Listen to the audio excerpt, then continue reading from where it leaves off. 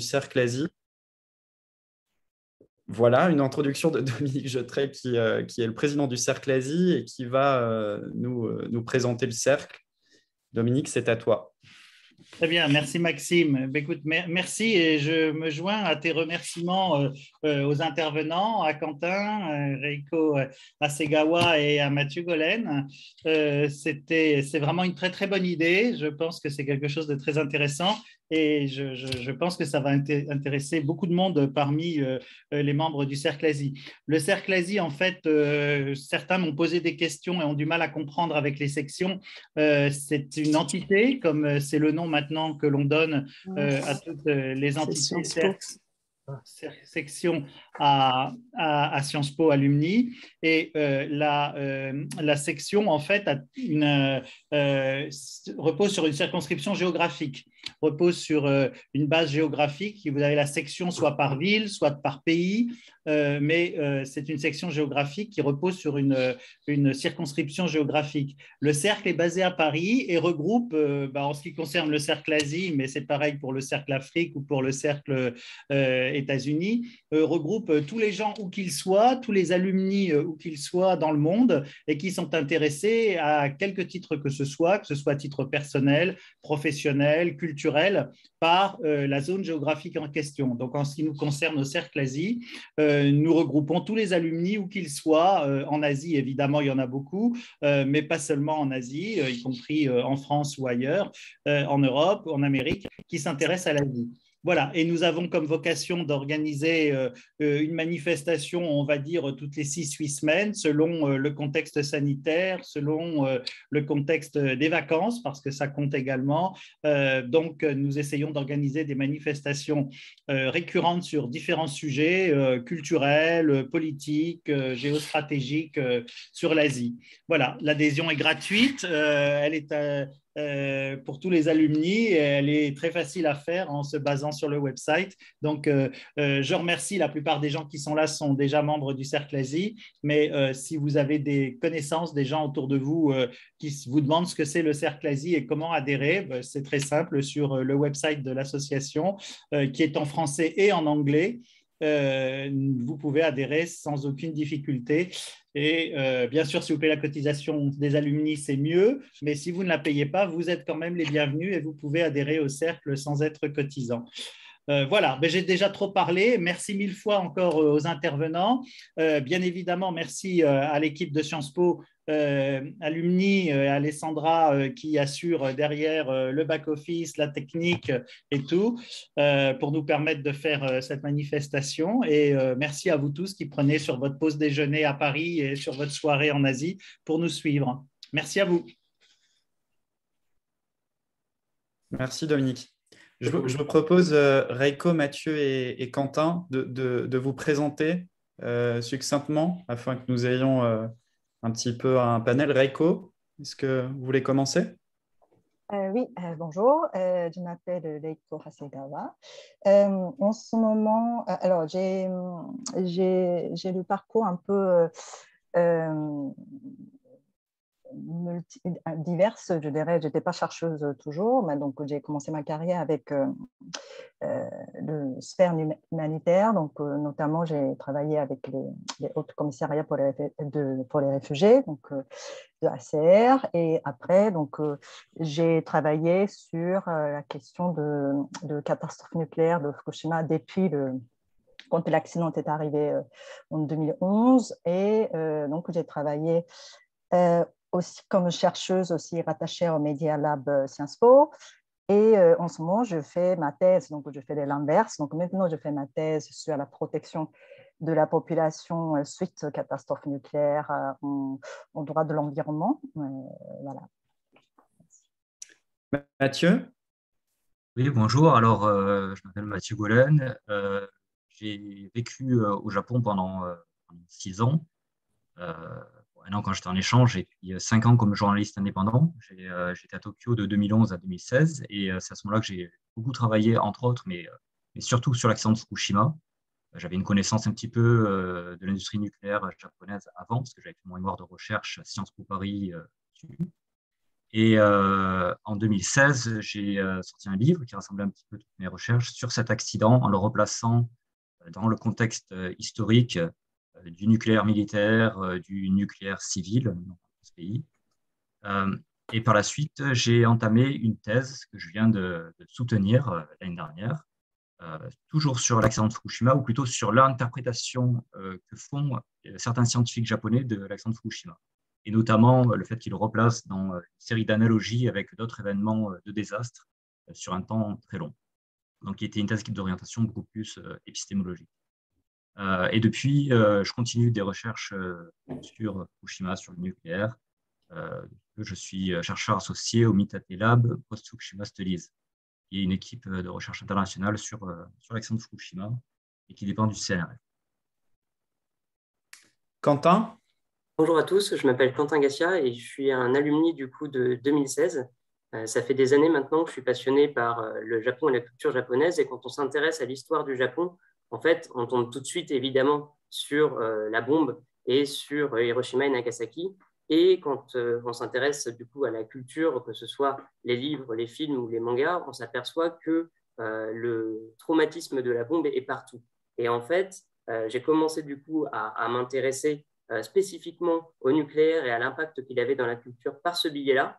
Et depuis quelques années, j'ai entrepris aussi un parcours photographique pour questionner, et ça je vous en reparlerai tout à l'heure, du coup, ces différents lieux de mémoire qui sont des lieux fantasmés, hein, des lieux pour lesquels on a du coup une image qui apparaît tout de suite quand on prononce leur nom, et à la fois cherchant à interroger du coup la façon dont ces lieux existaient dans le temps, mais également partant à la rencontre de personnes qui ont vécu ces événements. Voilà. Et aujourd'hui, du coup, j'ai eu la chance de rencontrer Reiko avant de partir au Japon pour aller faire ses photographies. Dominique à mon tour, du coup, en France. Et c'est grâce notamment à eux que tout ça est possible aujourd'hui. Pardon, je vais peut-être profiter pour remercier Valérie Moschetti, que j'ai vue connectée, je la vois là, et c'est grâce à elle que tout est possible, car en fait, Valérie, la présidente de la section géographique du Japon, cette fois, mais qui était également membre du bureau du Cercle Asie, Valérie a eu la gentillesse de rencontrer Quentin, si j'ai bien compris, au Japon, et de le réorienter sur son retour à Paris sur le Cercle Asie. D'où l'intérêt et le remerciement encore que je dois adresser à Valérie, bien mérité. Et Quentin est très modeste parce que par ailleurs, corrige-moi si je me trompe, il est également président du Ciné-Club des alumni. Donc, à ce titre, très actif au sein des alumni Sciences Po. Merci. Tout à fait, c'est une autre casquette. Mais pas moins importante. Mathieu, je vous propose de commencer avec une introduction du sujet. Alors, je vais introduire un petit peu le contexte historique dans lequel se produit l'accident de Fukushima.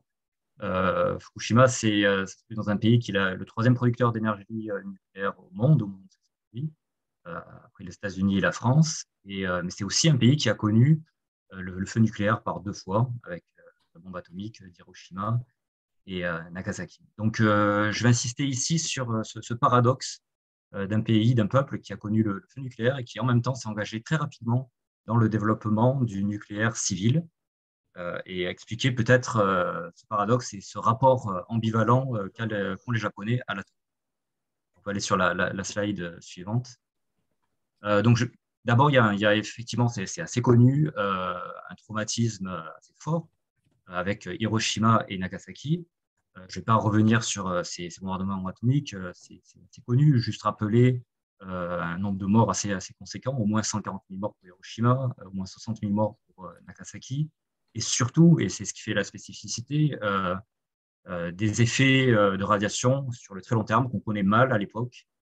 Et ce qui va se passer, en fait, c'est que les Japonais ne vont pas pouvoir faire le récit tout de suite de cet accident. Ils ne vont pas pouvoir s'exprimer dessus, parce que, d'une part, l'occupant américain, une occupation américaine jusqu'en 1951, passe un décret pour censurer tous les articles, voire même les articles scientifiques de japonais sur les effets des radiations, et en même temps s'arroge le droit d'étudier ces effets au sein de l'Atomic Bomb Casualty Commission, l'ABCC, qui étudie donc les effets sur les les victimes du bombardement, qui sont les Hibakusha, les irradiés, sans les soigner, ce qui va faire une polémique au Japon. Donc, on a une première période avec un traumatisme, mais qui a du mal, qui peut s'exprimer.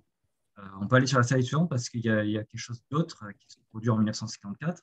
On appelle parfois au Japon le troisième bombardement atomique, et qui est le 1er 1954. On a les États-Unis qui testent la bombe à hydrogène, la bombe H, c'est le premier test, qui est bien plus puissante que celle d'Hiroshima. Et il y a un équipage, un bateau de pêche de thon, le Daigo Fukuyomaru, qui passe pas très loin. Et l'équipage voit cet éclair, il est au courant qu'il y a un test de bombe H, et il va y avoir des cendres radioactives, blanches, un peu comme de la neige, qui va tomber sur le tonnier et qui va irradier beaucoup d'irradiation aiguë tout l'équipage. Quelques mois plus tard, le capitaine va mourir. Et ça va créer une psychose, et là, cette fois-ci, un trauma qui va s'exprimer, parce que cette fois-ci, on est en 1954, on est 3 ans après la fin de l'occupation. Et donc, il y a des articles de presse, comme on peut le voir là, sur cet événement. Il y a une connaissance fine de ce qui est en train de se passer. Il y a une forte mobilisation des citoyens, notamment une pétition qui va rassembler plusieurs millions de signatures, et une peur parce que les thons ont été répartis sur les marchés de poissons, notamment le marché de Tsukiji, avant même qu'on sache qu'il y avait un problème. Et donc, comme on le voit sur la photo de droite, on fait des contrôles de radioactivité sur les thons parce qu'on ne sait plus où sont partis les thons qui venaient de ce bateau. Ceci crée une première forme de mobilisation antinucléaire très forte, qui exprime ce qui n'avait pas pu être exprimé à l'époque de Hiroshima et Nagasaki. L'ensemble de la classe politique s'inscrit dans l'organisation contre le nucléaire militaire qui s'appelle la Gensui-kyo, qui va ensuite se séparer entre la droite, les socialistes et les communistes, mais qui, pour l'instant, en 1954, rassemble tout le monde. Donc, il y a un consensus qui s'instaure contre l'atome militaire, qui va se concrétiser en 1967 et en 1971 par l'édiction des 3 principes sur le nucléaire militaire, qui est toujours consensus au Japon, qui est le fait de ne pas fabriquer, de ne pas posséder et de ne pas accueillir sur son territoire des armes atomiques. Le 3e principe ayant été violé en réalité dans les bases militaires américaines, c'est quelque chose qu'on a su il y a peu de temps. Mais pour autant, il y a un rejet total de l'idée d'avoir une arme nucléaire et l'arme nucléaire. Et on va passer à la slide. Oui, on va passer à la slide suivante, s'il vous plaît. Et pour autant, ce traumatisme de l'atome militaire ne conduit pas à un rejet de l'atome civil. Le programme civil commence très très rapidement. Dès 1951, dès la fin de l'occupation américaine, les Japonais et les Américains signent un traité, et il y a 2 clauses qui sont incluses dans ce traité, qui passent un peu inaperçues à l'époque: l'autorisation pour le Japon de faire des recherches sur les armes et la technologie nucléaire. Donc c'est une demande du jeune député Nakasone Yasuhiro, qui deviendra plus tard Premier ministre en 1980, et qui, en relation très étroite avec les États-Unis, va participer à ce programme nucléaire. Donc, on va faire une première proposition le 2 mars 1954, donc le lendemain de la contamination du bateau Daigo Fukuyomaru, sous les auspices de ce discours Atoms for Peace du président Eisenhower, qui visait à dire à partir de maintenant, on va utiliser l'atome pour la paix, et ce sera le nucléaire civil. Donc, les Japonais s'engagent très rapidement dans ça. Il y a beaucoup de réacteurs qui sont construits extrêmement rapidement. 56, premier réacteur expérimental, 57, premier réacteur commercial. Fukushima, qui est une des premières centrales, est construite le premier réacteur est construit entre 67 et 71. Et une grande partie des Japonais sont très enthousiastes à l'idée de développer le nucléaire civil sans faire aucun lien avec l'atome militaire. Et tous les sondages le montrent à l'époque, une série 68, 75. Il y a une majorité des gens, ça va de 60%, voire même plus de 70% en faveur du nucléaire civil. Et il y a bien sûr quelques luttes au niveau local contre la construction, mais dans l'ensemble, au niveau national, il y a un très fort engouement. Et on peut passer à la slide suivante. Et ça s'exprime très bien, donc je vais y passer rapidement parce que je pense que Quentin va vous en parler un petit peu plus. Ça s'exprime beaucoup dans la culture populaire de l'époque. On a Astro Boy, c'est une traduction française, mais qui s'appelle Le puissant atome, c'est son nom, fonctionne à l'énergie atomique, qui est très populaire. On a Doraemon, qui est un chat robot qui vient du futur. Et là, on voit dans le premier manga, il y a un descriptif de son corps et on voit qu'il fonctionne avec un cœur atomique. Il explique qu'il peut produire l'énergie nucléaire à partir de n'importe quel. Il peut manger n'importe quoi et fabriquer de l'énergie nucléaire. Et puis, on a Godzilla, qui est très connu, dont le premier est une critique de la bombe H, 1954, la même année. Mais dans les années qui suivent, il y a une vingtaine de films Godzilla au Japon. Et dans les années qui suivent, en fait, Godzilla devient un personnage très sympathique aux yeux des Japonais. Ce n'est pas du tout un monstre qu'on déteste. Et il arrive même, comme Godzilla versus Hedorah, qui sauve le Japon, en fait. Là, il combat, en 71, il combat un monstre né de la pollution des hydrocarbures. Donc il y a cette espèce de retournement où un monstre nucléaire, en fait, peut servir à combattre la pollution. Et pour expliquer ce paradoxe, on peut aller sur la slide suivante. Alors, je pense qu'il y a deux types d'explications. Il y a une explication un peu plus profonde, anthropologique et historique, et une explication, on va avoir après, politique. Anthropologique, ce que je veux dire par là, c'est que sur le temps long, au Japon, on observe d'autres choses, d'autres créatures comme ça, pas uniquement Godzilla.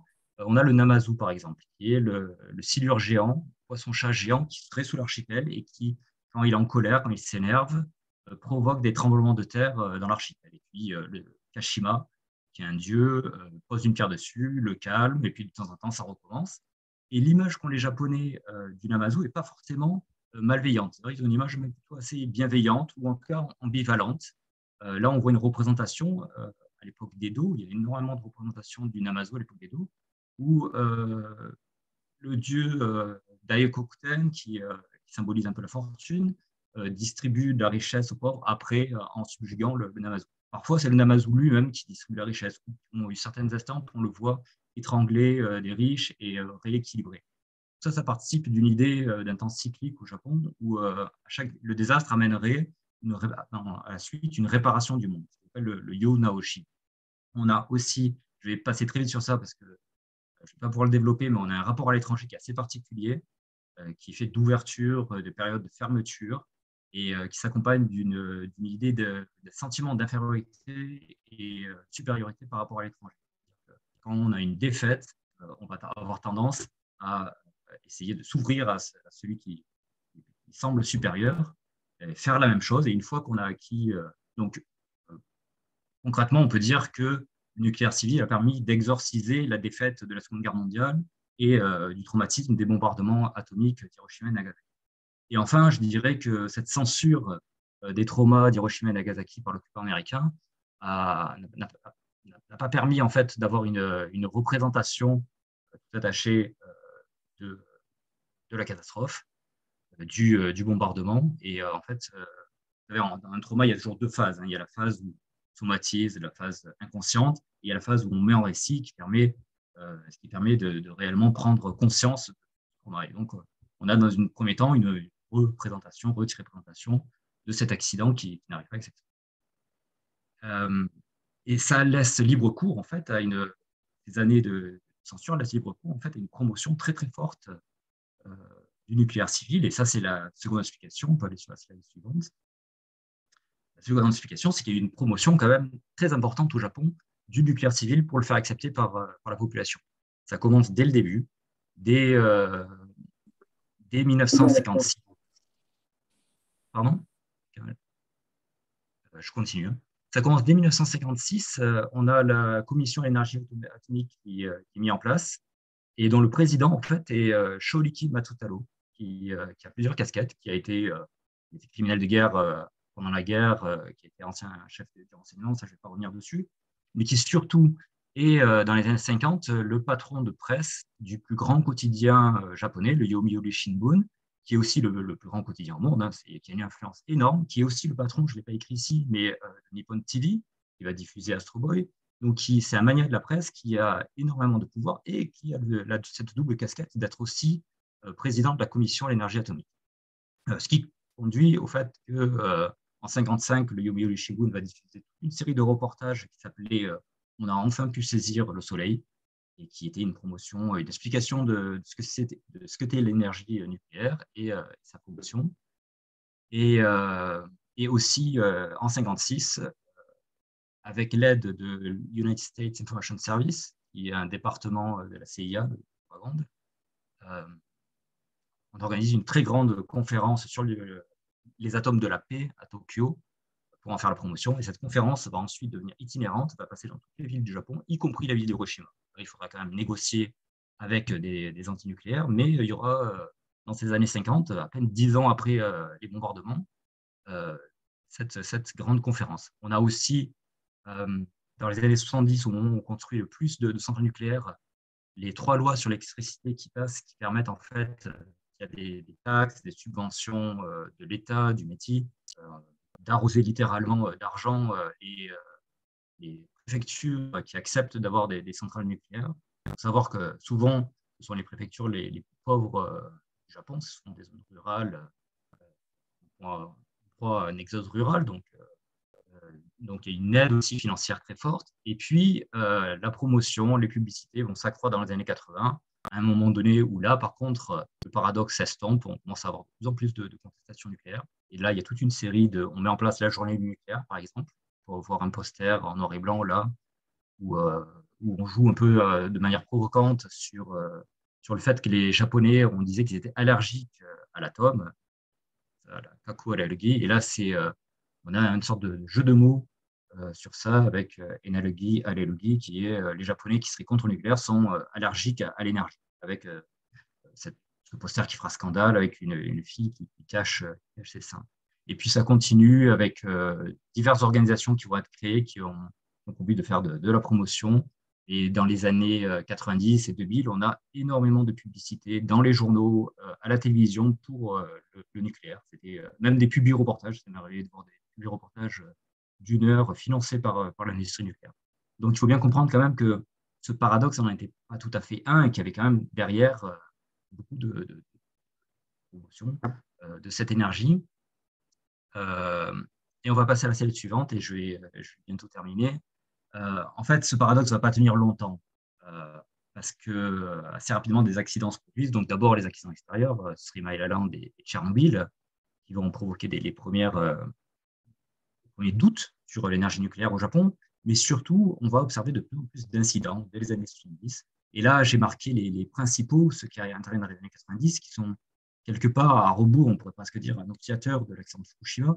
On a le surgénérateur Monju en 1995 avec un important incendie, et puis surtout des choses qu'on va retrouver ensuite avec Tokyo, une tentative de dissimulation, puis on tente de minimiser.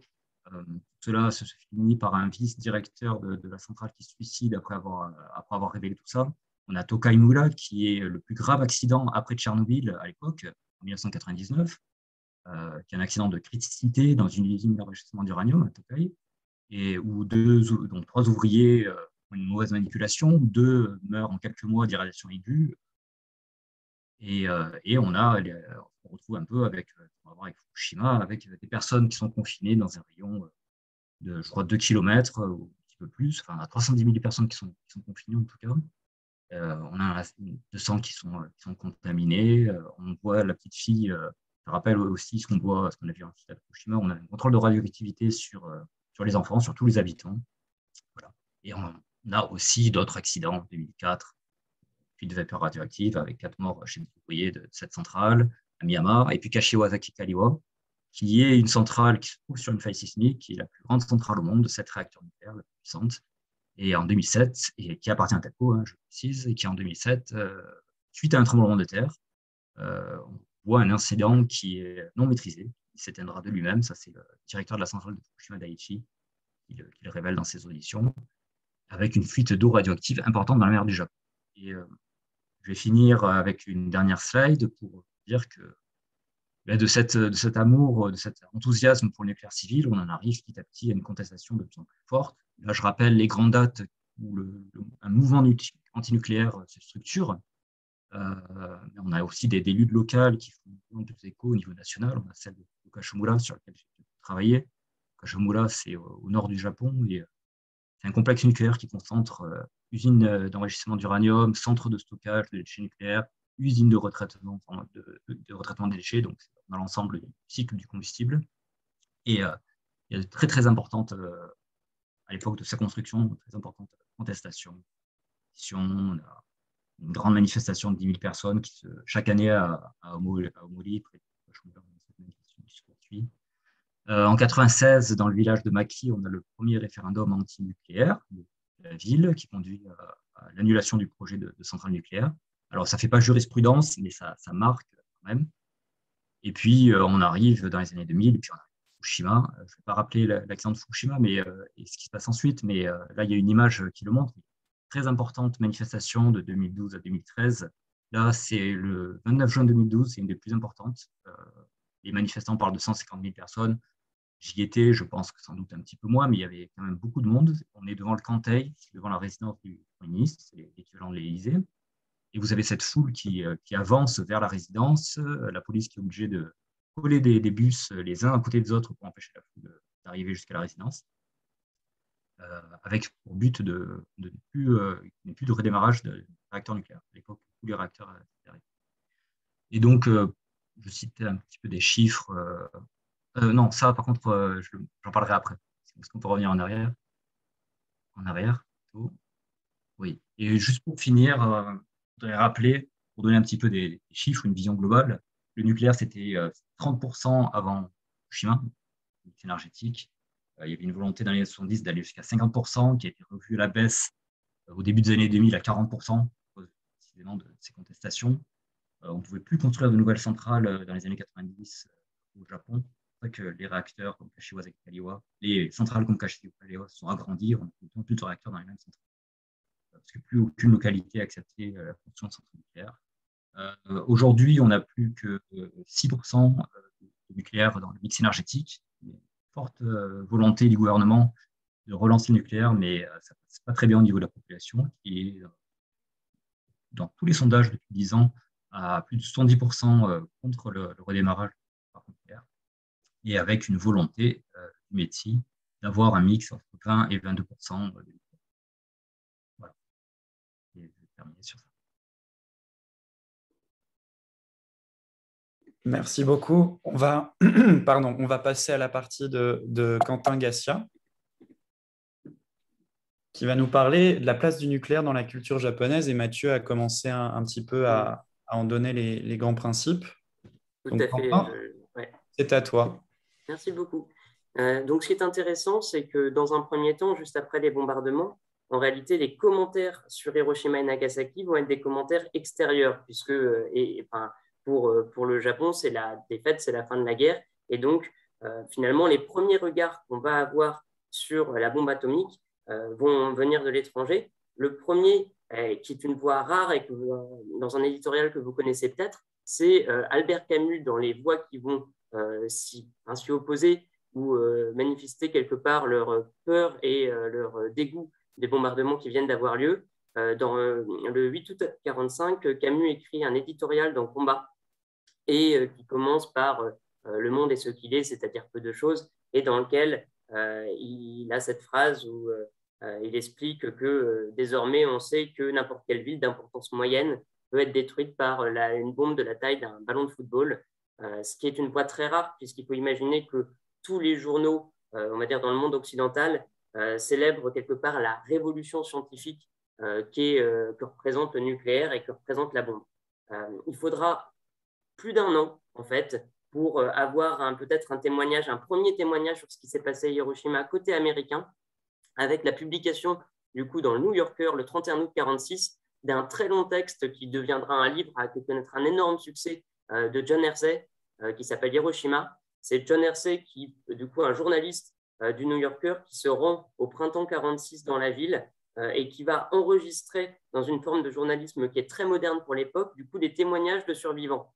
Ce qui est intéressant de noter, c'est qu'il va surtout aller voir des personnes qui sont quelque part plus proches du public américain de l'époque, c'est-à-dire qu'il va aller enregistrer, notamment sur les 6 témoignages qu'il garde, plusieurs membres du coup catholiques d'Hiroshima, alors que du coup ça représente une part assez faible de la population, aussi un jésuite. Donc il prend un scope d'Hibakusha qui est particulier mais néanmoins, ces témoignages vont permettre du coup au grand public d'avoir pour la première fois une connaissance de ce qui s'est passé pendant les bombardements. Tu peux passer la suite. Merci beaucoup. Ensuite, alors bon, là, il y a un élément dont Mathieu a parlé, mais qui est central, c'est qu'en juillet 1946, l'opération Crossroads commence du coup dans les îles Marshall, et plus précisément au large de l'atoll de Bikini, qui sont en fait les premiers tests du coup américains après les bombardements. C'est-à-dire que avant Hiroshima, il n'y avait qu'un essai qui était Trinity, et les premiers tests réels pour mesurer l'impact des bombes ont lieu à partir de juillet 1946.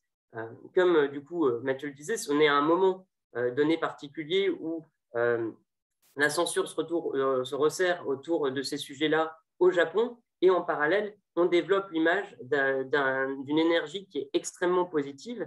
Et pour vous donner quelques exemples, alors on a parlé du coup de la naissance d'Astro Boy, hein, le fameux personnage d'Osamu Tezuka, qui aura quelque part une célébrité en 2 temps. Le manga sera très populaire, mais aussi, surtout, l'animé qui est lancé le 1er janvier 1963, qui battra des records d'ambiance absolument spectaculaires, puisque un épisode obtiendra le record qui est toujours à date pour du coup la diffusion télé d'un épisode d'animé en réunissant à peu près 41% de l'audience présente. Et si on donne un ou deux autres exemples qui illustrent aussi ça au niveau mondial, ça vous fait peut-être penser à quelque chose d'autre, hein, le nom de Bikini, et ça vient effectivement de ces essais nucléaires, c'est-à-dire qu'au même moment, en réalité, donc à la fin de la Seconde Guerre mondiale, un Français, Louis Réard, crée un maillot de bain 2 pièces, très fin, qui est vendu dans une boîte d'allumettes, et ces tests sont tellement médiatiques qu'il va décider de s'en servir pour sa communication en appelant le maillot de bain Bikini et en faisant sa com en disant le bikini, la première bombe atomique. Ça vous montre un petit peu l'image que pouvait avoir la bombe à ce moment-là. Et en préparant la conf, je me suis même aperçu qu'on retrouvait également un mini-comic de Donald Duck, la bombe atomique de Donald Duck, qui sort en 1947 aux États-Unis et qui est donné en cadeau dans les paquets de céréales Cheerios. Ce qui montre bien quelque part ce côté culture populaire en fait qui est associé à cette image positive de l'atome. Donc jusque-là, on parlait des éléments qui étaient des éléments de culture hors Japon quelque part pour ces premiers commentaires. Comme Mathieu le précisait, en 1954, du coup, l'accident quelque part qui se passe dans l'opération Castle Bravo, parce que les radiations sont poussées par le vent beaucoup plus loin que prévu et touchent ce tonnier qui était pourtant à plus de 65 km de la zone qui était la zone interdite, en fait, va conduire à beaucoup de choses côté japonais. Là, effectivement, l'occupation américaine s'est arrêtée depuis 2 ans et on va voir plusieurs réactions. Au cinéma, tout d'abord, alors Godzilla, on en parlait, mais Godzilla, donc, du coup, n'est pas le seul film. Il y a Hiroshima, du coup, qui sort l'année précédente et qui est un film d'Hideo Sekigawa. On aura aussi en 1955 Vivre dans la peur d'Akira Kurosawa avec du coup un Japonais qui regarde le ciel en craignant qu'il y ait de nouveaux bombardements et sa famille ne comprend pas pourquoi est-ce qu'il regarde le ciel et va devenir fou puisque lui a vécu les bombardements et pas eux. Et en tout cas, Godzilla, pour aller un peu plus dans le détail, ce qui est intéressant, c'est que le tournage va commencer en fait quelques mois après l'événement du coup du Dragon chanceux numéro 5, puisque c'est la traduction française du nom du bateau. Et il y a énormément de références dans le film à cet événement. Et Godzilla lui-même, en fait, c'est une incarnation complète de la bombe atomique, puisqu'on parle d'un monstre du coup, qui apparaît suite aux essais nucléaires qui sont réalisés dans le Pacifique, qui crache du feu, qui est radioactif. Donc Godzilla qui marche sur Tokyo, on est vraiment dans une représentation de la bombe atomique tombant sur Tokyo. Pour le clin d'œil, Godzilla, Mathieu l'a dit, c'est une franchise qui a eu énormément de films, mais qui a eu des films à la fois japonais et à la fois américains. Dans les films japonais, c'est les essais nucléaires américains dans le Pacifique qui réveillent la bombe. Dans les films américains, vous vous doutez bien que ce n'était pas possible. Et dans ce cas-là, ils se sont servis des autres qui faisaient des tests du coup, nucléaires dans le Pacifique à la même époque. C'est-à-dire que dans les films américains, ce sont les Français qui réveillent Godzilla, puisque c'est les tests de Mururoa et non pas de Bikini qui réveillent le monstre. Une figure extrêmement importante et sur laquelle c'est important de revenir quand on parle du coup de la culture japonaise liée à la bombe, c'est Sadako Sasaki. C'était du coup une jeune fille qui avait 2 ans lorsque du coup elle a été victime des bombardements d'Hiroshima. Durant la suite de sa jeunesse et jusqu'à sa jeune adolescence, elle n'a pas eu d'effets visibles, mais comme un très grand nombre de hibakusha, il s'avère qu'à un moment donné, elle est tombée malade et du coup, son état de santé s'est détérioré rapidement. Une amie lui rapporte alors la légende des 1000 grues, qui est une légende selon laquelle si on se met à réaliser 1000 grues en origami, on va pouvoir voir son vœu de prospérité ou de santé, en l'occurrence, s'exaucer. Elle le fait, son quelque part, son combat comme ça est médiatisé. Et lorsque, en fait, elle va mourir en 1955, son combat va être repris par, du coup, ses amis qui vont écrire un recueil de lettres pour le diffuser et édifier un mémorial à sa mémoire. Et du coup, la figure de Sadako, ainsi que la figure de la grue, en fait, ce qu'on va retrouver après, va devenir très emblématique de ce combat pour la paix et de ce combat plus précisément des enfants pour la paix à partir de cette époque. Un mémorial et une statue vont être du coup édifiés dans le parc de la paix d'Hiroshima. Et c'est intéressant de savoir qu'aujourd'hui, toujours chaque année, il y a des classes du monde entier qui tressent comme ça des guirlandes de grues en origami qui sont envoyées et déposées au pied de la statue. Alors, il y a aussi quelque chose de très fort quand on parle de la culture de la bombe au Japon, c'est tout le courant qui est de la littérature de la bombe. Ce qui est particulier par rapport à la façon que j'ai eu de vous en parler jusque-là, c'est que je vous ai présenté les événements d'un point de vue chronologique. La littérature de la bombe sépare du coup les auteurs et les autrices en plusieurs générations, mais des générations qui ne sont pas forcément chronologiques. En fait, on parle de générations d'auteurs en fonction du rapport qu'eux-mêmes ont eu au bombardement d'Hiroshima et Nagasaki. Les auteurs de la première génération, ce sont des hibakusha. Ce sont ceux qui vont avoir eu un témoignage direct et sur leur expérience par rapport au bombardement. Ce sont par exemple les livres de Tamiki Hara, donc Hiroshima, fleur d'été, ou La ville des cadavres de Yoko Ota. Vous voyez que ces 2 titres sortent en 46 et 48. Par rapport à ce qu'on disait juste avant, on est en plein pendant l'occupation américaine. Beaucoup de passages de ces romans seront censurés et dans un premier temps, ce ne seront pas des versions complètes, sinon expurgées, qui seront disponibles. Dans un deuxième temps, après la fin de l'occupation, on va avoir du coup l'apparition de commentaires sur les bombardements. Dans ce cas-là, ça va être du coup des auteurs qui vont venir avec un regard plus soit de description factuelle des marches, soit de retour sur les bombardements. Il y a le texte qui est très connu de Kenzaburo Oe, Note de Hiroshima, qui date du début des années 60, dans lequel ils seront à plusieurs reprises à Hiroshima pour les marches pour la paix qui sont réalisées.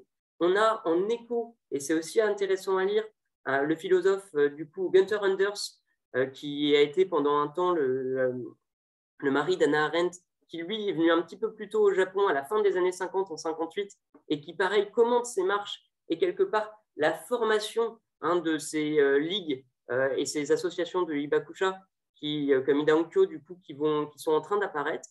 Et on a évidemment le livre aussi extrêmement connu, Pluie noire de Masuji Ibuse, qui sort en 1965 et qui, du coup, donnera lieu à une adaptation cinématographique aussi extrêmement populaire de Shuei Imamura, qui, lui, sortira à la fin des années 80. Il y a d'autres, on parle aussi de 3e génération dans la littérature pour la bombe, mais là, on parle de quelque chose qui presque essaie d'extrapoler et d'imaginer les conséquences de ces bombardements en futur. Il y a eu, en termes de photographie, du coup, plusieurs photographes et grands photographes japonais qui se sont intéressés à Hiroshima et à Nagasaki. Alors, le premier qui a pu avoir quelque part des images directes, c'était Yosuke Yamahata, puisque le lendemain du bombardement, il est allé à Nagasaki pour du coup prendre en photographie les ruines et les habitants. C'est du coup un témoignage qui est rare, puisque il y a eu très très peu de témoignages comme ça visuels juste après la bombe. On a eu ensuite 2 grands photographes japonais, Ken Domon et Shomei Tomatsu, qui eux, en fait, plus dans les années 50 et au début des années 60, sont allés à Hiroshima et à Nagasaki pour prendre des photos du coup, de Hibakusha, voir les conséquences qu'avaient les radiations sur leur vie, voir, comme c'est le cas pour la photographie qu'on voit ici de Tomatsu, du coup, aussi quelque part les premiers objets de souvenirs qui se créent, et comme ça créer une mémoire des bombardements. Ce qui est intéressant, c'est que c'est un travail qui se poursuit aujourd'hui avec notamment l'œuvre d'un photographe comme Takashi Arai, qui lui, dans une démarche qui est une démarche complètement documentaire, est allé retrouver les survivants du fameux bateau de pêche de 1954 pour réaliser des entretiens avec eux et quelque part réactualiser cette mémoire. Après, ce qui est aussi, je trouve, fascinant quand on parle de la bombe dans la culture japonaise, c'est de voir l'étendue qu'elle a eue. Je vous ai pris que quelques exemples, évidemment, il y en a eu beaucoup plus, mais il y a notamment pour celles et ceux d'entre vous qui aiment les mangas, le manga Akira de Katsuhiro Otomo, qui a cette scène d'introduction extraordinaire dans laquelle une bombe atomique rase Tokyo et ouvre la Troisième Guerre mondiale. Donc, c'est une image particulièrement forte qu'on retrouvera dans l'animé après. Dans les figures extrêmement connues aujourd'hui et populaires, il y a évidemment le travail d'Hayao Miyazaki, où dans beaucoup de films, on retrouve des explosions qui montrent des images de champignons qui ne sont pas sans rappeler du coup ceux de la bombe, et notamment dans des œuvres comme Nausicaa et de la vallée du vent, on retrouve énormément d'images qui sont des clins d'œil qui renvoient au nucléaire, même si sans doute le propos de Miyazaki est plus large et concerne l'environnement au sens global. Une petite particularité sur Fukushima, mais qui est intéressante à mentionner, puisqu'on parle d'un manga documentaire qui est très récent, puisqu'il date de 2013. C'était donc le travail de Kazuto Tatsuta, qui était lui-même mangaka, qui a décidé de se faire embaucher à la centrale après du coup la catastrophe, qui du coup se rend bien compte de cette expérience à l'intérieur, et quand il termine, puisqu'il a reçu la dose maximale de radiation autorisée pour l'année de travail donnée, rentre chez lui et transforme son expérience en manga, ce qui est une façon intéressante de faire rentrer du coup la catastrophe de Fukushima dans la culture. Enfin, un point de vue un petit peu à part, mais que je trouve intéressant de mentionner, il y a étonnamment peu de références au nucléaire du coup dans le jeu vidéo japonais, mais je suis tombé du coup sur cette version de Pokémon qui n'existe pas, hein. C'est une version qui n'est pas une version officielle de Nintendo, qu'il a attaquée ensuite, qui est une création purement internet réalisée par des fans, qui est Pokémon Uranium, dans lequel du coup on retrouve la mère du héros qui meurt suite à une catastrophe, à une explosion dans une centrale, et évidemment des Pokémon qui sont complètement irradiés. Voilà, et je trouve ça intéressant de voir comment ce thème-là a tellement imprégné quelque part le tissu culturel japonais qu'on peut le retrouver dans des jeux vidéo associés comme ça à des jeux vidéo extrêmement populaires. Enfin, pour finir, et du coup vous présenter un petit peu le parcours photographique que j'effectue sur ces lieux-là. Depuis du coup, 2018, je me rends dans des lieux qui sont ces lieux de mémoire, donc au nom fantasmé, comme je vous le disais tout à l'heure, hein, c'est Hiroshima, Nagasaki, Fukushima ou Tchernobyl sont des lieux pour lesquels on a un imaginaire extrêmement fort, pour lesquels quand on les prononce, on a directement des images qui arrivent, et pour regarder comment, quelque part, ces lieux existent aujourd'hui par rapport aux événements qui s'y sont déroulés. C'est une démarche qui se veut aussi documentaire, et donc à Hiroshima et à Nagasaki, j'avais pu rencontrer des Hibakusha pour faire des entretiens avec eux, et je pense que ce qui est intéressant, en fait, c'est d'avoir cette passerelle quelque part de mémoire entre un événement qui sont des événements qui datent des années 40, des années 50, voire des années 2000-2010, pour du coup voir finalement le décalage qu'on peut constater entre l'image qu'on s'en fait, qui est une image très éloignée dans le temps, et finalement des événements qui sont toujours d'actualité, puisqu'il y a des personnes qui ont vécu ces moments-là, qui sont toujours en vie et qui sont du coup toujours susceptibles d'en parler.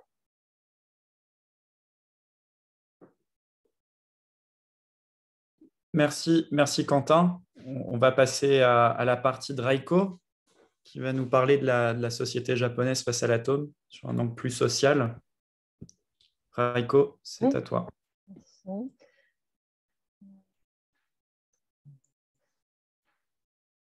Oui, donc en fait, je voudrais parler plutôt le côté accident civil nucléaire et quelles conséquences qui ont après la catastrophe de Fukushima. Donc, je me suis rendue sur le terrain entre 2012 jusqu'à 2018. Donc, je suis allée plusieurs fois en travaillant sur 2 projets de recherche. Et donc, j'ai interviewé avec mes collaborateuses à peu près soixantaine de personnes, donc soit les évacués, donc les victimes, et puis des fonctionnaires de ministère, des officiers officiels voilà, qui travaillent pour le gouvernement ou des gouvernements locaux. Prochaine slide, s'il vous plaît. Et donc, en fait, ce qu'on vit après une catastrophe nucléaire, c'est il y a en fait, quand on parle de bombe, effectivement, de l'image, c'est beaucoup plus effrayant parce qu'il y a une énorme destruction. Mais quand c'est un réacteur ou de centre nucléaire civil qui a un accident, en fait, les conséquences sont souvent invisibles. Invisibles, mais les effets ou la vie après ressemblent beaucoup, en fait, à celle qui a vécu après le bombe. Donc ça, c'est l'image que je voulais vous montrer, juste pour vous donner ce que j'essaye de dire et de parler. C'est les photos, en fait, donc après, c'était pris, je pense, autour de 2015. En fait, ce que vous voyez, il y a les grilles, en fait, qui étaient posées devant les maisons, en fait. Ça c'est la ville frappée par l'action nucléaire. C'est à peu près... même pas 10 km, peut-être 8 km. C'était à Tomioka, la ville de Tomioka. Et en fait, là, à partir de gris, c'est marqué sur le panneau jaune. À partir d'ici, c'est la zone de non-retour. Ça veut dire qu'en fait, les gens qui habitent dans toutes ces maisons-là, sur le côté droite de la rue, et ils sont appelés à ne pas revenir parce que le taux de radiation est au-delà de 50 millisieverts par an et c'est dangereux de revenir vivre. Sauf qu'en fait, la maison, vous voyez un petit peu côté gauche de la rue, ces maisons-là, 2 maisons, on voit juste un petit peu à côté, et les familles qui habitent dans ces maisons-là, l'évacuer, on était dit de revenir. Maintenant, l'accident est terminé, tout est dans l'ordre, vous pouvez revenir là. C'est pas dangereux, c'est safe de revenir vivre comme avant dans cette ville de Tomioka. Et vous voyez, en fait, l'image est assez sinistre, assez cynique, je voulais dire cynique, et même absurdité de la gestion dite post-accidentelle. Donc, cette image-là, cette photo-là montre bien que de ce qu'on appelle la gestion post-accidentelle, ce que les humains essayent de faire avec la radiation qu'on ne maîtrise pas. Voilà, la slide prochaine, s'il vous plaît. Donc, ça, c'est quelques chiffres, c'est un peu... il y a un peu beaucoup, donc j'essaye de passer assez rapidement. Donc, alors, on dit qu'il y a à peu près 50 décès liés pas par la radiation, mais décès causés par l'évacuation impréparée. Et ce sont souvent des patients de l'hospice qui étaient déjà très malades et qui ont été évacués dans une condition assez pas du tout optimale pour leurs conditions. Et donc, malheureusement, ils ont décédé après. Et il y a à peu près 1800 km² de terrain contaminé. Ça égale, j'ai regardé un petit peu de géographie, de département de Essonne, je dirais, voilà. Et selon le recensement le récent,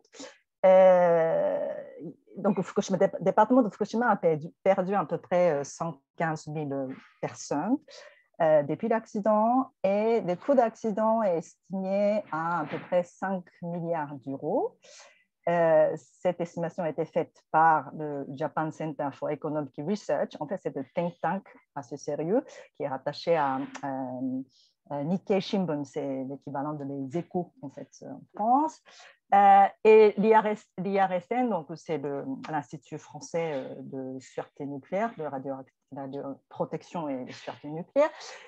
Et là aussi, il a aussi estimé plus de 40 milliards d'euros pour le coût d'accident, et ça représente à peu près 20% de PIB français en 2013. Donc, vous voyez la portion de l'argent qui coûte en fait quand il y a un tel accident. Alors, après, il y a eu 160 000 évacués. Ça, c'est officiellement enregistré. Donc, je pense au début, il y avait beaucoup plus que cela. Et 10 ans après, il y a encore 35 000 personnes qui sont toujours évacuées, qui ne sont pas retournées. Et taux de retour en zone d'évacuation, donc ancienne zone d'évacuation, s'élève juste à 30%. Donc, 70% des populations ont décidé de ne pas revenir. Et en plus, parmi ces 30%, presque moitié, donc 43% de ces gens retournés ont plus de 65 ans. Donc, vous voyez que les jeunes générations ne reviennent pas. Ce sont plutôt des personnes de génération troisième âge qui reviennent pour passer leur vie dans leur terre soit natale. Mais en fait, leurs enfants, leurs petits-enfants habitent ailleurs. Donc ça, c'est la réalité. Et il y a aussi 266 cas de cancer de la thyroïde chez les enfants de Fukushima. Donc, à peu près 380 000 enfants qui sont suivis depuis l'accident. Et comparé à chiffre en fait, de taux moyen enfin, national pour les enfants, le cas de cancer de la thyroïde chez les enfants représente ça ici 1 à 2. Mais en fait, chez les enfants, au Japon, c'est à peu près 3 cas par million. Donc, vous voyez la différence. Mais en fait, la position officielle du gouvernement japonais, aujourd'hui, toujours, est que ces cas de cancer de la thyroïde chez les enfants de Fukushima n'est pas lié à l'accident de Fukushima. Voilà. Slide 6, s'il vous plaît. Donc, en fait, ce qui a marqué le catastrophe nucléaire qui est différent par rapport aux autres types de catastrophes, donc justement catastrophes naturelles, c'est qu'il a provoqué 2 types d'évacuation. Donc, il y a première évacuation dite officielle, qui ont été, désolé, quelques slides en anglais, pardon. Et donc les gens étaient obligés de quitter leur maison sous l'ordre du gouvernement. Et il y a ceux qui ont quitté leur maison en craignant justement l'effet de radiation, surtout pour leurs enfants, mais ils n'habitaient pas dans une zone définie officiellement par le gouvernement comme zone d'évacuation. Et en fait, en termes de nombre, à peu près 1/3 de tous les évacués sont dites évacués volontaires, entre guillemets volontaires, parce qu'ils n'ont pas forcément, ils ne voulaient pas quitter leur maison, ils sentaient que leur vie était menacée, c'est pour ça qu'ils ont quitté. Pardon. Slide, prochaine slide, s'il vous plaît. Ah, vous pouvez encore cliquer, pardon, tout. Pardon, désolé. Donc, la politique de gouvernement japonais post-accidentelle, gestion post-accidentelle, peut être résumée presque à cette politique de 20 millisieverts par an. Donc, en fait, vous pouvez, désolé, cliquer tout pour montrer, ça c'est ma faute. Ah, merci. Donc à peu près 1 mois après de l'accident de Fukushima, le gouvernement a levé le seuil de la radiation de 1. Donc 1, c'est dose limite pour le public à l'exposition à la radiation, c'est fixé à 1 millisievert par an. Donc le gouvernement a levé à 20 fois et en disant que à 20 millisieverts par an, on peut vivre, il y a peu de risques pour la santé. même si on est exposé à la radiation. Donc, ça c'était la politique qu'ils ont prise, sauf qu'en fait, 20 millisieverts par an, c'est la même dose limite annuelle imposée aux travailleurs nucléaires, donc ceux qui travaillent dans le centre nucléaire, et aussi dans l'ordonnance ministérielle du ministère du Travail, en fait, au Japon. Il y a une ordonnance qui dit de marquer les zones comme une zone contrôlée quand il y a les doses de radiation dépassent 5,2 millisieverts par an. Donc, en fait, ils ont créé une situation où les enfants, y compris les bébés et les femmes enceintes, vivent dans une zone qui est autorisée uniquement pour le travailleurs de centrales nucléaires. Donc, c'est quand même le politique qui est très, très controversé. Et en plus, avec cette dose de référence, le gouvernement a commencé à encourager les évacués de retourner. Pas le discours comme s'il faut être résilient envers les catastrophes. Comme on est très résilient envers les catastrophes naturelles, on a beaucoup donc on est aussi résilient envers l'action nucléaire. Et aussi, ils ont entamé des programmes de décontamination, mais pharaoniques, leur coût est estimé à 240 milliards d'euros aussi. Et ils ont entrepris une aussi politique d'arrêter ou de couper de dettes financières pour les évacuer autour de 2017, à partir de 2017. Donc, les évacués ont été souvent obligés de retourner aux zones qui n'étaient pas, à leurs yeux, pas très sûres. Slide prochaine, s'il vous plaît. Merci. Donc ça, c'est le coût d'accident. Coût d'accident. C'est pas très important, simplement pour dire que le gouvernement, le chiffre de gouvernement, dans 2016, c'est 168 milliards d'euros. Mais voilà, il y a des écarts. Et puis, ce que je voulais plutôt montrer, c'est plutôt côté donc l'estimation faite par le Japan Center for Economic.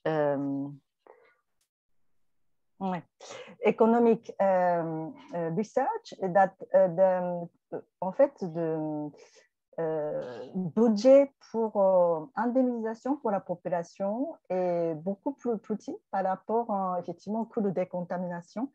Donc, je voulais montrer la priorité du gouvernement en fait après la catastrophe. Slide prochaine, s'il vous plaît.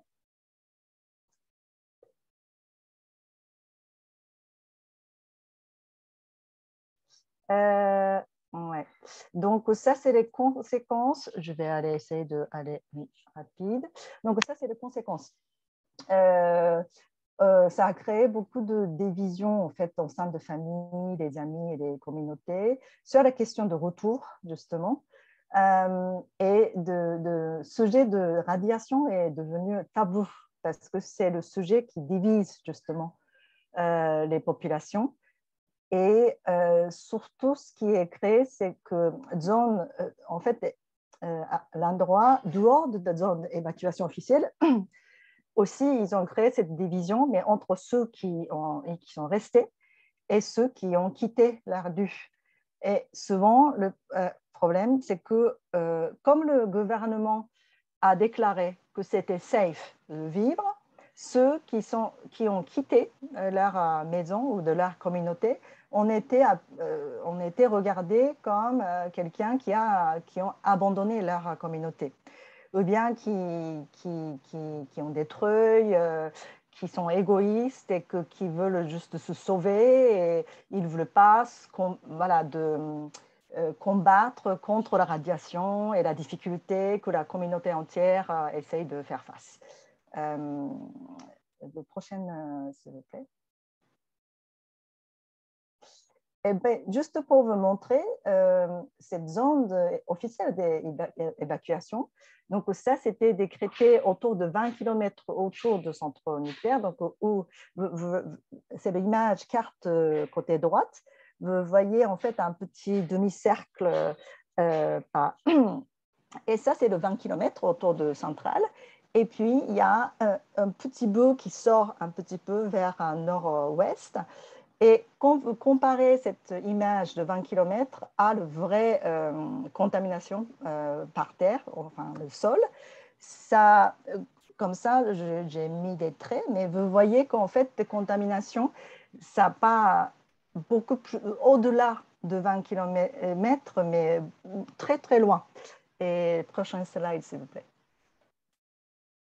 Et c'est la même chose, en fait, ça c'est la carte à gauche, c'est la carte faite par l'IRSN, justement, l'Institut français de radioprotection des sûretés nucléaires. Donc 20 km, vous voyez, de cercle, voilà, ça ne couvre pas effectivement tous les endroits contaminés. Et quand vous regardez le cercle qui était marqué 20 millisieverts, faire la carte de l'IRSN, justement, ça va au-delà, justement, de cette zone d'évacuation définie par le gouvernement japonais. Slide prochaine, s'il vous plaît. Et donc, 6 ans après, déjà, la zone est réduite dans ce strict minimum. Ça veut dire que c'est l'endroit le plus contaminé. Les zones qui a des doses au-delà de 50 millisieverts par an. Et ça, ce qui reste aujourd'hui, même 10 ans après. Slide prochain, s'il vous plaît. Donc, ça, c'est la compensation, la différence. En gros, ce que je voulais dire, que aussi le montant de compensation est lié à zone. Donc, en fait, les personnes qui habitent dans la zone verte, c'est la zone qui a moins de 20 millisieverts par an, a reçu, ça c'est la famille de 4, a reçu par exemple 160 000 € comme compensation, tandis que la famille qui habite dehors de zone d'évacuation qui ont été contaminées, mais qui a aussi qui a de doses de radiation, contamination est presque égale à 20 millisieverts, où ils ont reçu par exemple 14 000 €. Donc le montant représente pas du tout de dégâts et de contamination sur sol, par terre. Slide prochaine, s'il vous plaît. Oui, tout, merci. Donc, tous ces recours massifs à la justice, donc il y a beaucoup de procès même pénal contre TEPCO.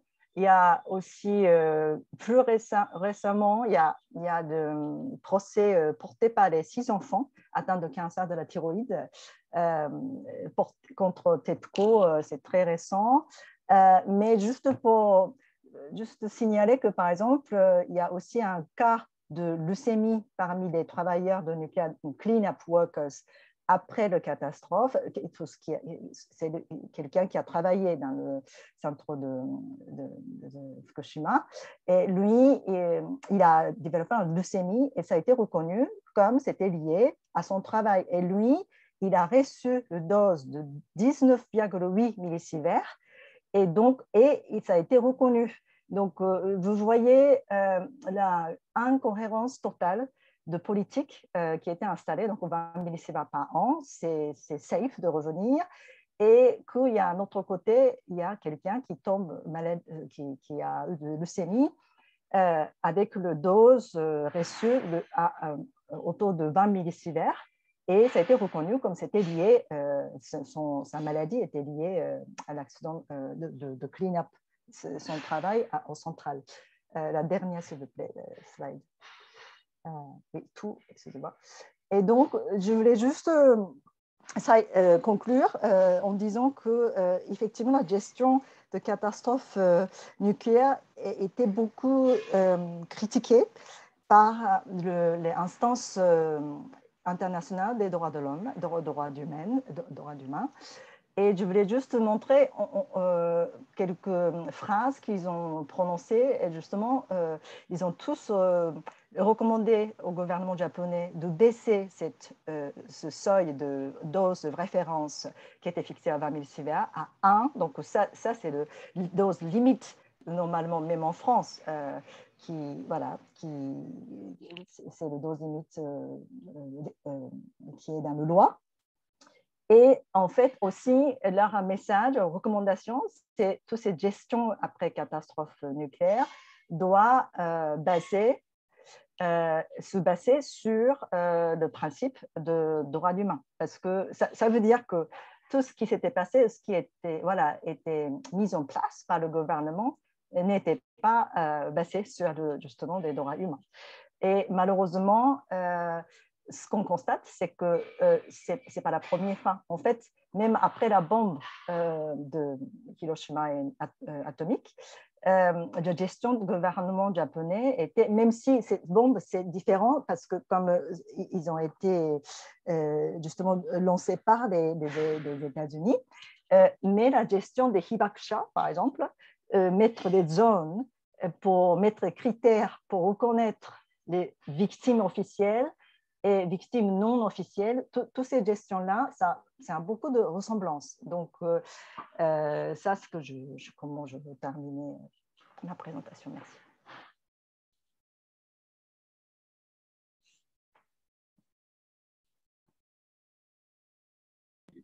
Merci. Mathieu, si on peut conclure en quelques phrases pour passer à la séance de questions-réponses et permettre un maximum d'interactivité avec le public. C'est très rapidement, pour qu'on ait plus de temps pour les questions-réponses. Je voulais juste conclure sur cette idée de la décontamination. Il y a une raison évidemment politique qui est de dire qu'on peut vivre dans une zone où il y a eu un accident nucléaire, on peut y vivre rapidement. Laïko l'a dit, il y a 30% des personnes qui sont revenues dans les villages. Je crois que tous les villages ont été rouverts maintenant. Et donc, on a fait ce chantier de décontamination pharaonique et très coûteux, qui m'a personnellement toujours étonné. Il me semble qu'à Tchernobyl, il n'y a jamais eu d'idée de décontamination. Et je ne pense pas que s'il y avait un accident un jour dans notre pays, en France, on aurait un chantier de décontamination. L'idée, ce serait plutôt qu'on évacue les villes et plus personne ne peut y retourner tant qu'il y a de la radioactivité. Donc, je me demandais en fait s'il n'y avait pas quelque chose de... C'est une hypothèse, hein, mais j'ai rencontré Hatamura Yotaro, qui était le président de la commission d'enquête sur l'accident de Fukushima du gouvernement. Et lui, en fait, dans un livre, donc on voit le dessin à droite, disait qu'on pouvait, et il y a la citation aussi à gauche, disait qu'on pouvait appliquer les mêmes techniques qui avaient été appliquées par les paysans en 1783 lors d'une éruption volcanique du volcan Asama, qui est absolument désastreuse pour l'agriculture, qui avait recouvert tous les champs. On pouvait appliquer la même technique en rassemblant toutes les cendres dans un coin et en les enterrant. Il disait il faut se servir des mêmes techniques que nos ancêtres.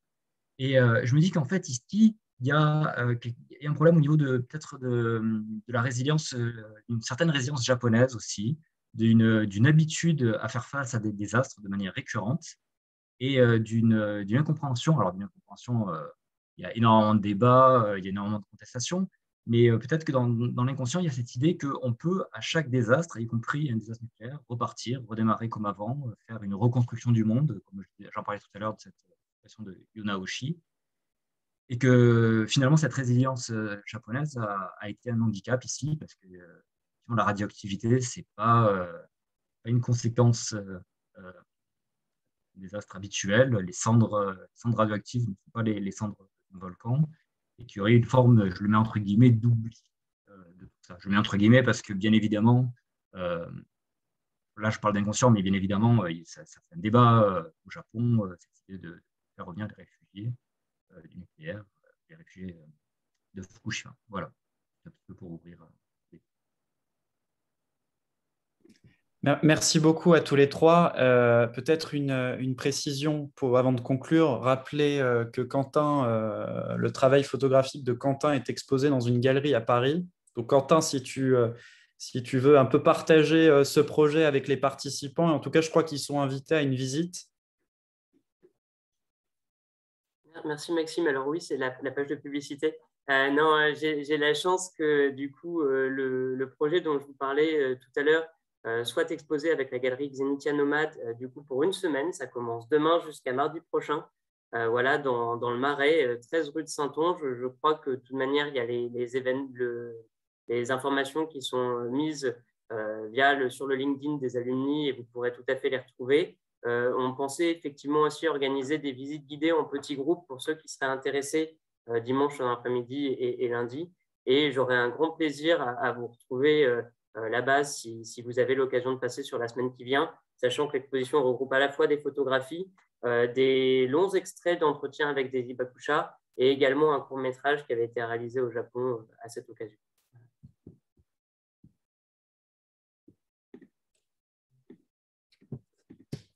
Merci. Je ne sais pas si on m'entend. Oui, on doit m'entendre. Si, juste et préciser quand même, et aussi un texte de Reiko écrit spécifiquement pour l'exposition. J'ai failli l'oublier, non, mais c'est très important. Voilà.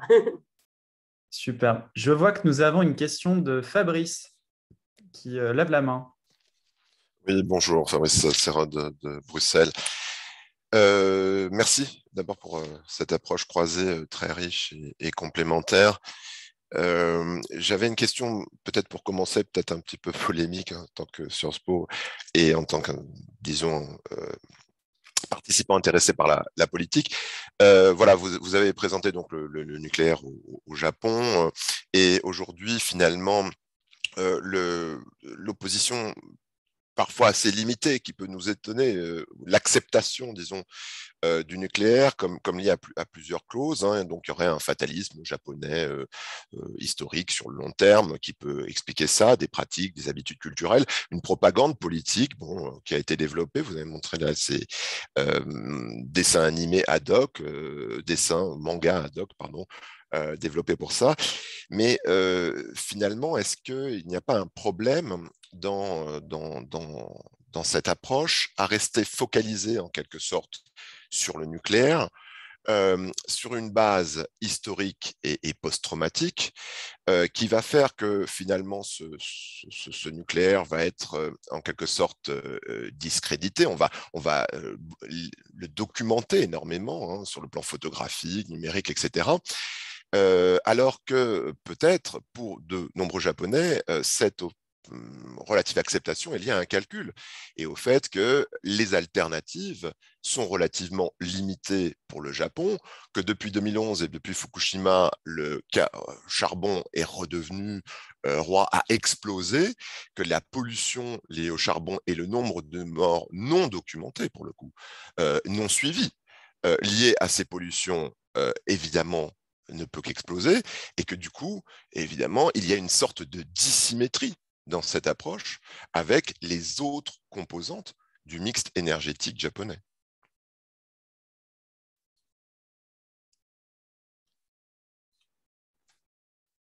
Je veux bien répondre en premier. Je sais pas s'il y a d'autres.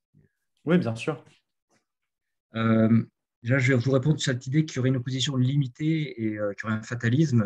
Je ne crois pas. Pour avoir été au Japon à cette époque, il y a eu beaucoup de manifestations. Alors, certes, elles n'ont pas l'ampleur des manifestations qu'on peut avoir en France. Mais enfin, quand vous avez des dizaines de milliers de personnes à chaque manifestation, tous les vendredis, par exemple, devant la résidence du ministre, il y a une opposition. Elle se manifeste dans tous les sondages. Elle s'est manifestée par l'élection de gouverneurs antinucléaires dans plusieurs préfectures qui ont des centrales nucléaires, notamment à Kashiwazaki-Kariwa, sur l'île de Kyushu. Elle ne s'est pas concrétisée par l'élection d'un Premier ministre antinucléaire. Et, ça, c'est parce que, si vous voulez, vous avez Shinzo Abe en 2012, décembre 2012, et le Parti libéral-démocrate, qui est le parti historiquement au pouvoir et qui est très pro-nucléaire, qui a gagné les élections, mais pas du tout pour des raisons liées au nucléaire. Il a gagné les élections pour des raisons liées notamment à la géopolitique locale, au rapport à la Corée du Nord, avec un programme économique aussi très fort, les 3 flèches, etc.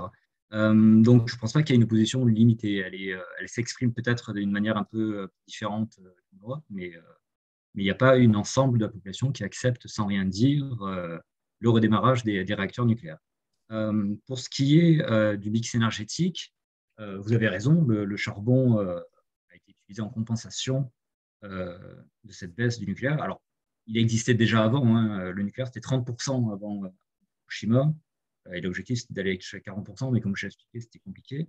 Aujourd'hui, vous avez 32% dans le mix énergétique de charbon, un tout petit peu d'hydrocarbures, Mais il y a un effort réel qui est fait sur les énergies renouvelables. L'objectif du nucléaire, c'était, qui est toujours resté, de retourner vers à peu près 20%. Comme je l'ai dit, ils ont énormément du mal, et ils sont 6%, notamment en raison de cette position de la population. Par contre, au niveau des énergies renouvelables, on en est à plus de, je crois, 16%, notamment du solaire et de l'hydraulique, qui était déjà très présent. Mais le solaire, il y a un vrai effort. Quand vous allez au Japon, maintenant, vous prenez le Shinkansen entre Tokyo et Osaka, vous voyez des champs de panneaux solaires. Et l'objectif du METI sur le renouvelable dans le mix énergétique est passé de 22% à l'année dernière. Ils ont changé l'objectif, il est désormais de 36 à 37%. Donc il y a une transition effectivement qui se fait vers le renouvelable, qui est coûteuse en termes de charbon, mais qui est un peu à l'image de ce qui s'est fait en Allemagne, qui est une transition réelle, un petit peu coûteuse de manière temporaire par l'émission de CO2, mais qui devrait aboutir à terme à une large part de renouvelable. Mais c'est un débat qui est éminemment complexe. Pas de solution miracle. Je vois une question de Valérie, présidente de la section Japon. Merci. Avec un très beau fond virtuel d'ailleurs. Oui, ben, j'ai fait ça pour qu'on voit tout de suite où je suis. Merci aux trois intervenants, c'était vraiment très intéressant. Je voudrais poser une question sur les conséquences humaines de la catastrophe nucléaire. Et peut-être que ça s'adresse plutôt à Reiko. Donc moi, j'étais là au moment de Fukushima. Je me rappelle qu'il y avait énormément de reportages sur les victimes du tsunami. Il y avait beaucoup moins de reportages sur les conséquences de la catastrophe nucléaire. Pourtant, il y a eu beaucoup de suicides, notamment des agriculteurs, parce que Fukushima est une région qui était très riche, une région agricole très riche, et des agriculteurs ont été ruinés et certains se sont suicidés. Et puis, il y a eu tous ces gens dont vous avez parlé, Reiko, qui sont partis dans d'autres régions, notamment les jeunes couples avec des enfants. Et alors, ma question pose sur ces personnes-là parce que vous avez dit que dans les régions irradiées, ces personnes-là étaient considérées comme fuyant les radiations, donc n'étant pas courageuses, mais en même temps, dans les régions où elles s'étaient réfugiées, où elles avaient élu domicile pour que les enfants soient protégés des radiations, on les accusait quand même de profiter de l'argent du gouvernement. Il y a eu quand même pas mal de critiques sur ces personnes-là. Et en revenant en arrière sur les hibakusha, beaucoup de ces hibakusha ont eu des problèmes pour se marier. On les considérait un peu comme des parias. Et beaucoup d'enfants de hibakusha ne disaient pas que leurs parents avaient été irradiés parce que ça posait problème pour se marier. Et apparemment, pour les familles des personnes qui ont fui Fukushima, c'est pareil, on leur a conseillé de ne pas dire qu'ils venaient de ces régions-là par peur du même phénomène. Et je voudrais savoir si vous avez documenté ces faits et si ça s'avère vrai. Oui, merci pour votre question. Oui, tout à fait. Ce que j'essaie de dire, cette ressemblance après la catastrophe civile et les catastrophes militaires ou bien de bombes, c'est trauma souvent des femmes, effectivement, souvent des femmes qui ont quitté Fukushima avec leurs enfants. En laissant leur mari, parce que leur mari travaille, il a un travail et il faut gagner l'argent pour survivre.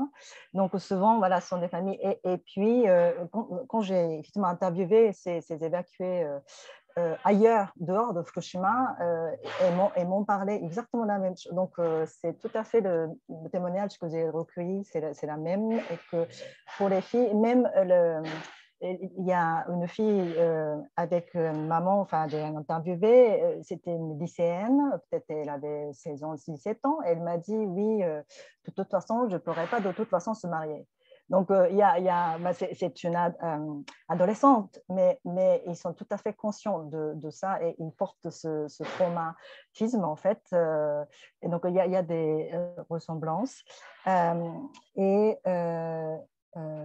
Et je voulais juste aussi parler un petit peu sur la première question, sur le choix d'énergie du Japon. Et Mathieu a très bien expliqué que de toute façon, dépendance sur l'énergie nucléaire au Japon, c'est beaucoup moins élevé qu'en France. Donc, en fait, c'est pas l'énergie nucléaire au Japon, ce n'est pas indispensable en tout cas. Si on veut sortir de l'énergie nucléaire, on peut, je pense, comme on peut faire le même critique à l'Allemagne, comme Mathieu disait, ça va prendre du temps. Il y a des traditions, effectivement, il y a l'utilisation de charbon qui augmente et tout ça. Mais je pense quand on regarde dans disons 20 ans, peut-être ce ne sera pas le même résultat. Et ensuite, je voulais parler justement au côté géopolitique de l'énergie nucléaire que le Japon est placé.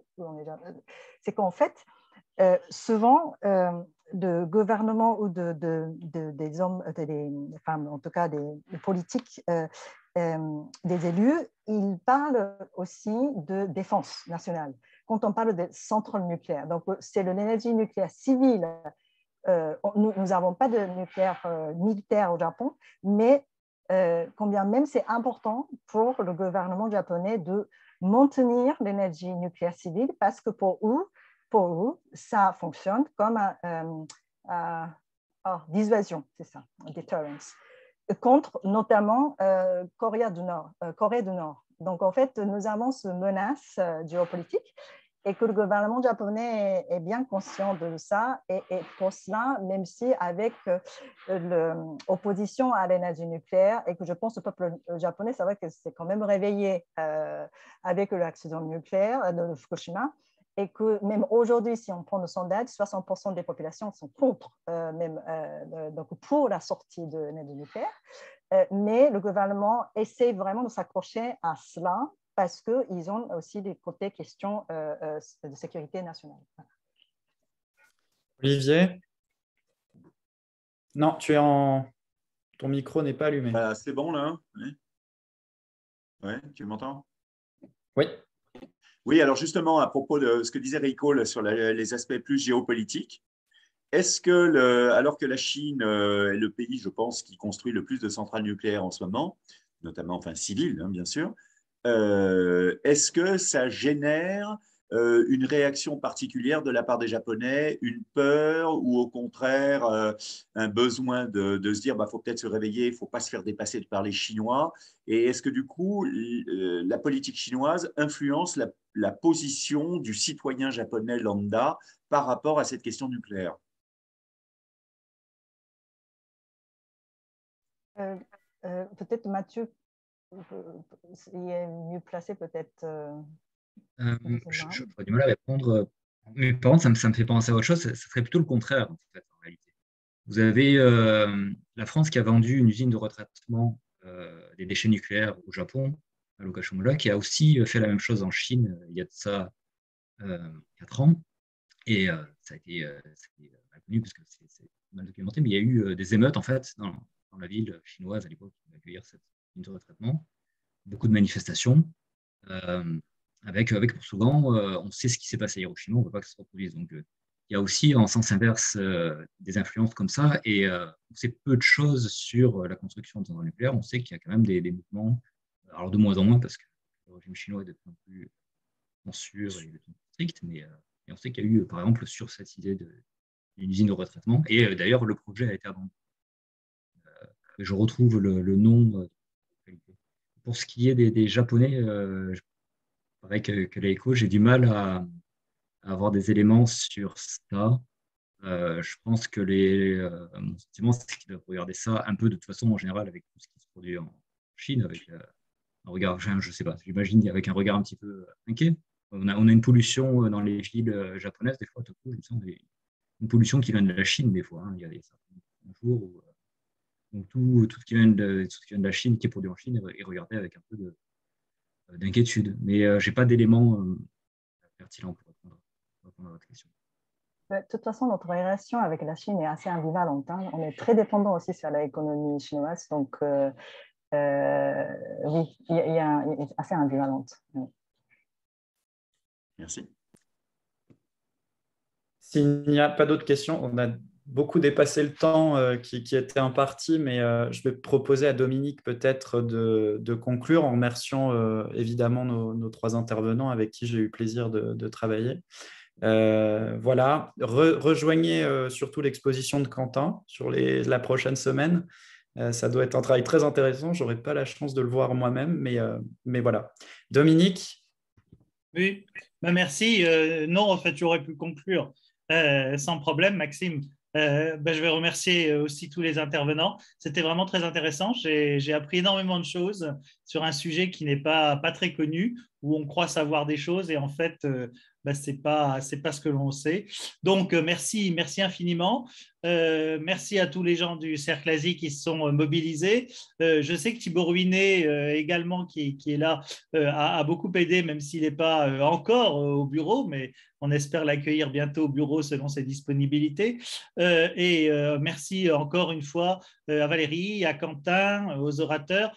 Et comme tu as dit, Maxime, vraiment, je pense, moi je regrette énormément d'être coincé à Hong Kong et de ne pas pouvoir rentrer à Paris pour l'instant, mais j'aurais vraiment aimé voir cette exposition. Donc, Quentin, on prendra un café quand je serai à Paris et ben, je verrai sur le support que tu auras digital, mais j'essaierai de regarder ça. Et merci mille fois pour tous ceux qui, en Asie, sont encore là et à Paris ont pris sur leur temps de déjeuner. Merci beaucoup et merci aux orateurs encore une fois. Merci. Merci beaucoup.